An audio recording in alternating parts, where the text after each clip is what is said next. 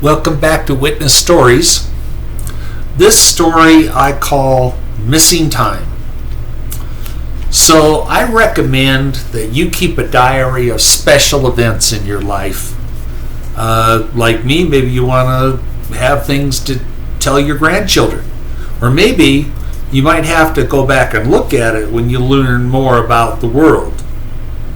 I wrote this one down and may otherwise have forgotten it. In retrospect, it actually was important evidence that expanded my view of what is possible.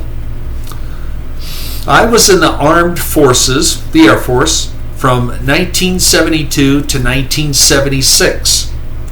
I lucked out and didn't have to help clean up anything overseas at the very end of the Vietnam War. Instead, I was stationed in Tucson, Arizona at Davis-Monthan Air Force Base. At the end of my first year, I was able to take a month vacation and go home to my parents' house in Olympia, Washington. I made the foolish decision, being young and silly, to drive the whole way non-stop. I would only stop for gas and food. It didn't seem like it was impossible to do. Should be able to do it within a 24-hour period. This would save me money and time and avoid a boring stay at a cheap motel for one night or two. So I made my route planning very carefully and figured that if it even took up to 24 hours, I could do that. However, I did not carefully calculate the expected time to get there. I just generalized to about a day. I figured I would just find out. If I did have a delay, I could find a hotel if I needed it. I was more worried about the gas stops than anything else. Those I figured out pretty detailed. The 1970 Dodge Monaco I owned, it got just over 20 miles per gallon at freeway speed, and so could go a maximum of about 500 miles on a tank. Nowadays, Google Maps, I had to use a regular map at the time, but nowadays Google Maps says that Tucson to Olympia is 1,560 miles along US I-5. At the time, I did not know these stats before or just after my trip. Like I say, I generalized it just looking at a paper map and did not know what speed I would sneak it up to. I was going to try to go as fast as I could get away with, but I knew I would have to stop for gas at least a couple of times, well, 3, and buy food on the run. In fact, I think our car got more like about 650, but whatever. I was interested in the actual time. So, just to keep in my thoughts, because I was going to probably drive home a few times from the Air Force. So I took a note of my start time. And then when I got there, the final time when I arrived.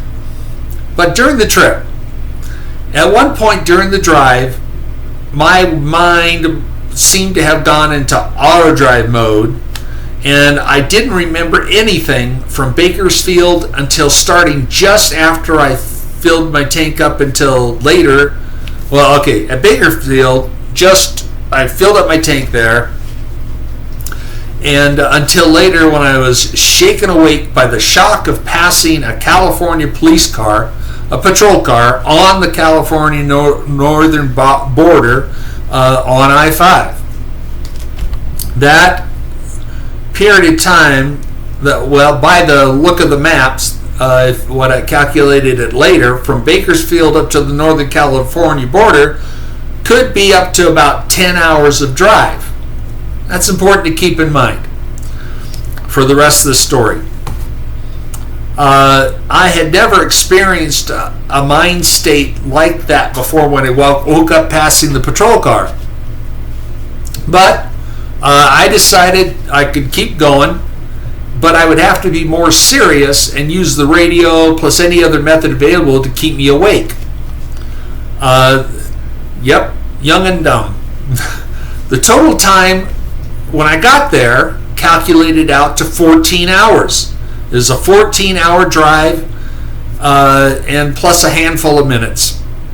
I believe that was the normal time at my sneaky speed for a couple of years. I believe I averaged about 85 miles an hour. So that seemed 14 hours seemed a little low, but maybe I had driven 85 miles an hour. I drove fast, so I got there early. But subsequent times later, when I had to do that drive again, the very next time when I tried it, I expected to be 14 hours or so, and I was going to do about the same speed, slow down whenever it looked like I might get in trouble, and at times in the middle of open road where I could see there's nothing there, I would again try to drive 85 miles an hour. The car could handle it just fine. And like before, I planned at least 2 stops, and maybe this time I would stop overnight once, if I only wanted to drive 8 or 9 hours and then do another 7. This time I didn't really want a chance waking up on the northern border again.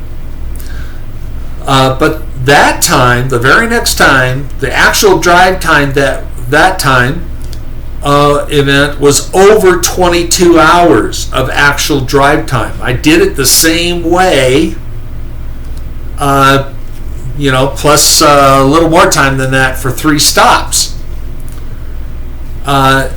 22 times versus 14 hours. I didn't think about that difference very much. So for a couple decades after, I didn't connect the dots. Have you? Check it out on Google Maps and come right back to here.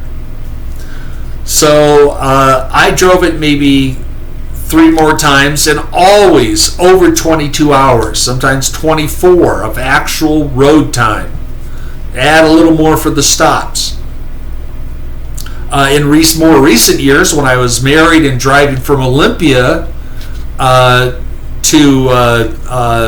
the Phoenix area, which is about an hour and a half sooner than getting to Tucson.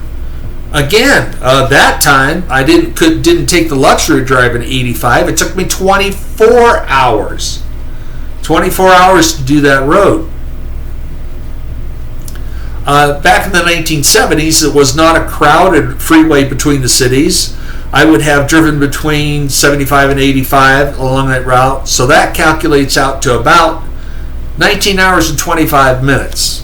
And that doesn't take into account times you have to slow down, times you can't really get away with going 75. You might have roads that are 55 or 65. And you might, have to wait for trucks or and whatever. So with 3 stops, that puts it back to at least 21 hours of calculated time, and in reality about 24. So overnight, it's calculated extra on top of that. So part of my trip where I apparently went to sleep between Bakersfield and the northern border was close to 1/3 of the trip, or about up to 10 hours, and should have included 1 stop. I mean, if I had another stop in there, I should have woke up for that. So 14 hours is 2/3 of 21. So that about figures as much. So that means that I am missing or had consumed 0 time for the comparable segment that I can't remember. And there should have been a gas stop.